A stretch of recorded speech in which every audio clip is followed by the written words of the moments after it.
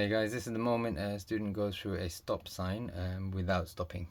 This is at Mill Hill. It's also used for Hendon as well, so you can see the stop sign all the way there. Okay, it's written on the ground as well, just over here, and you have to stop, but watch, student just drive straight through. So without stopping. I don't think you need to kind of see that again, but you never know. So I'll just rewind that one sec. Alright, there we go.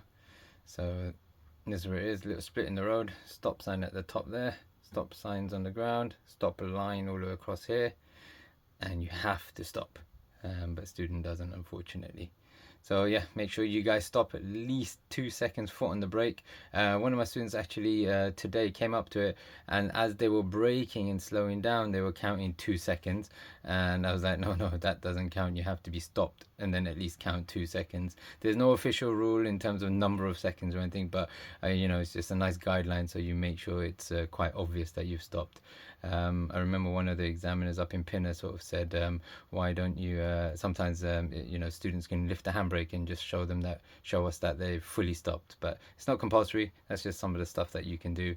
So you know, if you're going to be coming to a stop sign, let me give you a little quick example. You're going to come up to it like this, and then as you get to this over here, you have to stop like that, calmly, don't slam the brakes.